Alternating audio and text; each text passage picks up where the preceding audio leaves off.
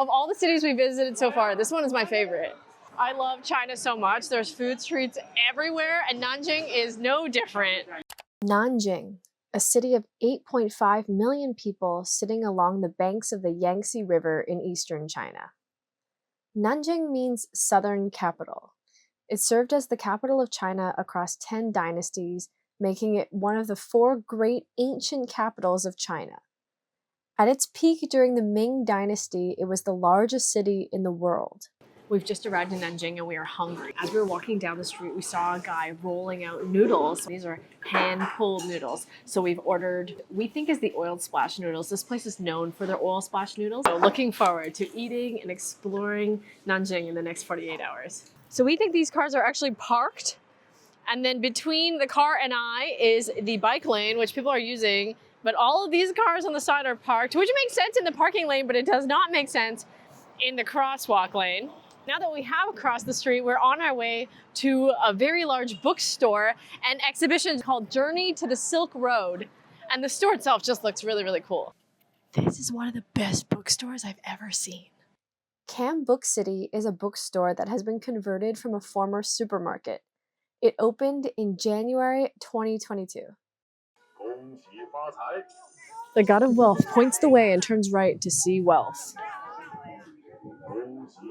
We are having the best first evening here in Nanjing. First, we went to probably the best bookstore I've ever seen. And on top of that, there was an exhibition that was going on about the Silk Road trading that was ending tomorrow. So we got to see the exhibition. And then as a part of the exhibition, they have a VR area and we got to try it on. Honestly, we were in the VR section for probably 20 minutes going on this very long adventure. Amazing, completely free. And if you do go to the bookstore, it looks like they also have the Apple headset sometimes, along with like a cat cafe, 3 DJI stores, just incredible architecture. Yeah, a restaurant. They've got everything, including toilets, like real toilets. Since then, we've left to come over to this bridge area and we accidentally found a 40th Anniversary Lantern Festival. So we're just walking through right now, actually, the 1,000 umbrellas that reflect the moon. This event normally costs 80 won. Right now, it's only 21 per person. So our lucky time to be here in Nanjing. Starting out so well. The entire riverbank was transformed for the 40th Anniversary Lantern Festival. Thousands of lanterns reflecting off the water and elaborate light installations. This one is inspired by the Southern Dynasty stone carvings of the Pixio, which is a mythical beast revered in Nanjing for over 1,500 years. It's actually the one that's on the city's official emblem seal. It's an ancient guardian bearing a luminous blessing upon Nanjing.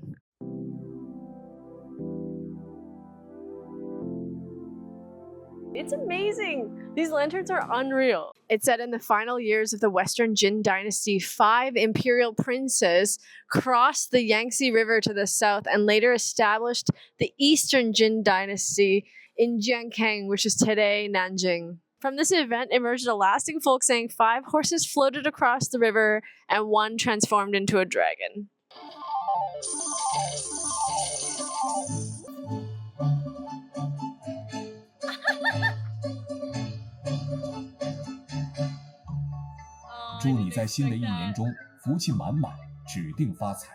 We headed to one of Nanjing's most iconic areas, the Confucius Temple. The temple was first built back in 1034 AD.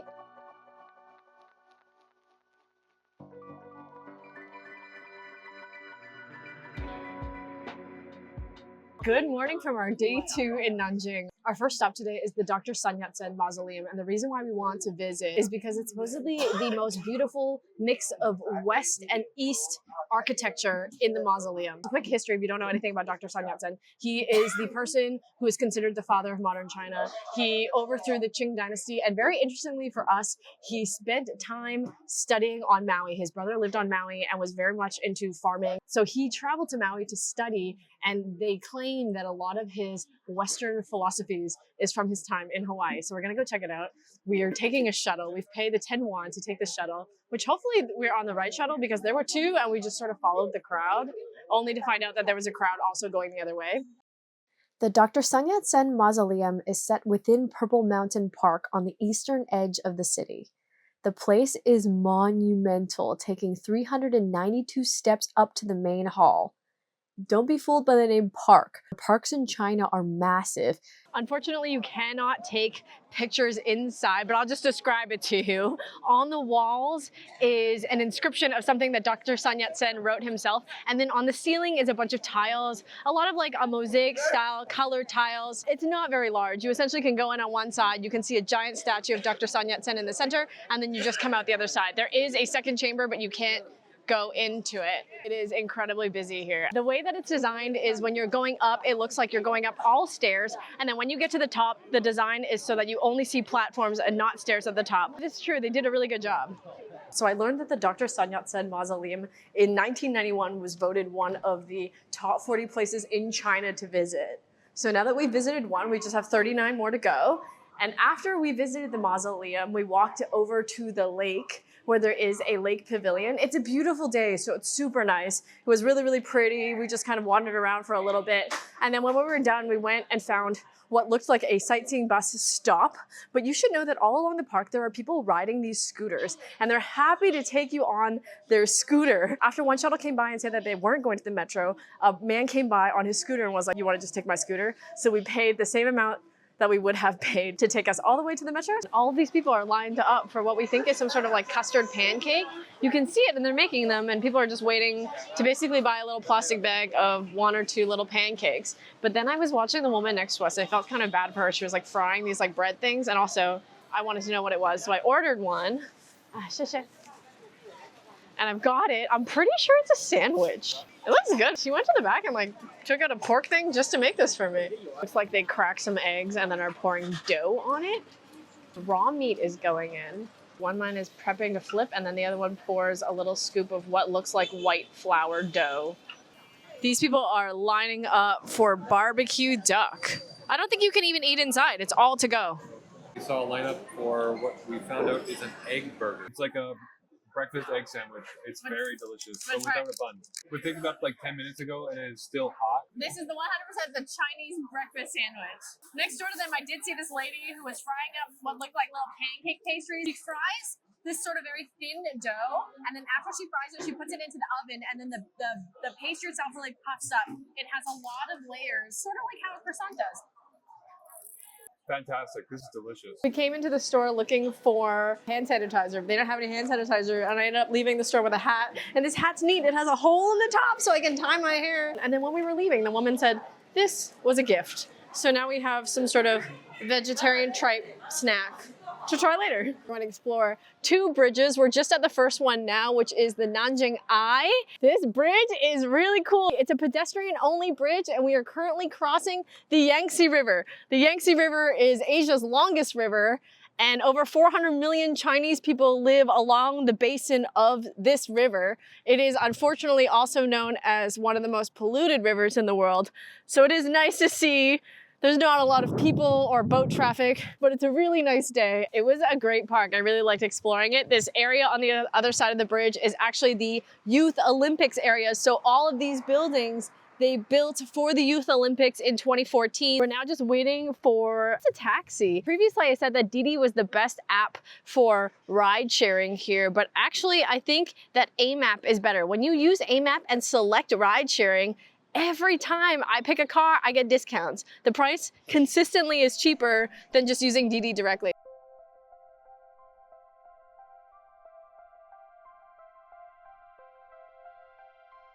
At the Xiaomi store, Tom and some of the boys at the mall were communicating about where to find these beef pot stickers. Beef pot stickers are a thing of Nanjing.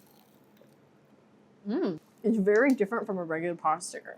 First off, the dough is different. It's like a thicker, I don't know how to describe it. It's not really like dumpling dough. It's really good, quite juicy. It's like a tamale skin or something. Kind of hits the spot. The beef wontons arrived and it's really hot. They're all filled with beef and you get 15 of them for 9 won. I don't think I've ever had a beef wonton before. I think the beef wontons are better than the beef pot stickers.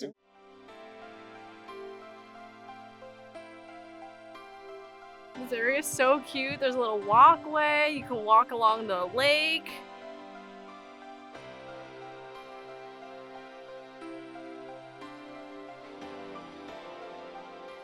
Arrived a little bit late. but it's fine because we were able to get tickets and get in. We're at the Damo Caves, the ancient Damo Caves. Aside from the fact that we got lost immediately because there are signs that say go left, we were like, oh, we'll just explore the caves on the right, and then climbed an entire peak and have come down the stairs. We've now made it into the official Damo Caves. It's pretty incredible. At one time, there was an emperor here of Nanjing who was very much into Buddhism and wanted to spread Buddhism in the Nanjing Yangtze River region. So he invited a young Indian monk who had just arrived in Guangzhou to come to this area in Nanjing. But unfortunately, they disagreed and the monk went its own way. And then the emperor came to this mountain cave area to apologize to the monk to try to come to some sort of agreement.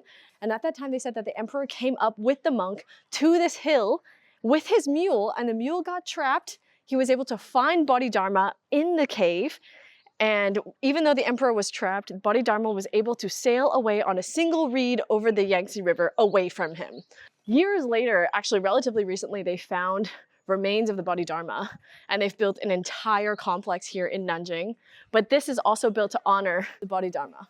We arrived so late, we actually missed the laser show, which happens inside, but apparently the cutoff is at 4:30. We arrived at maybe 4:45.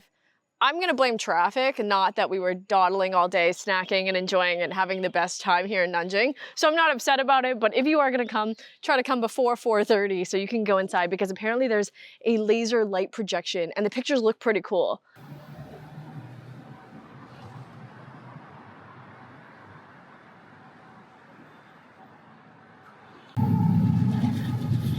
We just came from the most magical highway, if you've ever heard of a magical highway. It's covered in like vines that kind of drape everywhere. It's so beautiful. It feels a little bit like the jungle is taking back the concrete. I love how many plants they have here in Nanjing and how it's kind of everywhere. It's difficult to describe how the environment and construction work together here. We're headed to an area called Laomendong. This is our last pedestrian street walk zone here in Nanjing that we're gonna explore. Hopefully we'll get to try a few other Nanjing food specialties.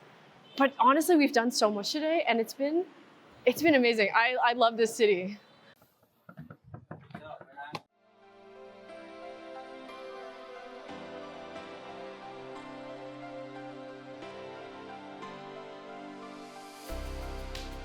The alleys around the main Laomendong street are filled with really cute lights and flowers and lots of photo opportunities. You'll see everyone taking pictures. And then Laomendong itself is a pedestrian street. You can hear cars behind me honking because nobody can get through on Laomendong and it's very busy at night.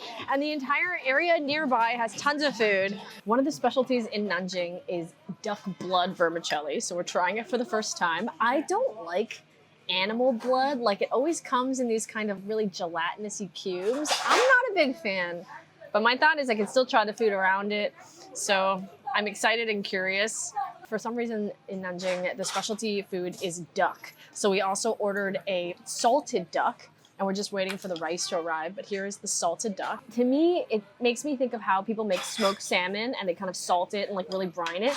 That's my guess on how they're making this salted duck. Maybe I'm just not as big of a fan of duck, but I did not really like the duck intestines in my noodles, and I don't really understand salted duck. It's cold duck. We're going to our last stop, the nicest toilets in all of China. This is crazy. Every floor has a bathroom that looks like an art piece, and the top floor has an art museum. I've just devoured a whole plate of chengfan. It was delicious. We ended up spending 2 hours last night just exploring the toilets and the mall. This entire city is alive. The streets are busy all the time, especially at night. Tons of cars, tons of people, just lots of lights, lots of food. Great stop, great visit. Definitely come to Nanjing.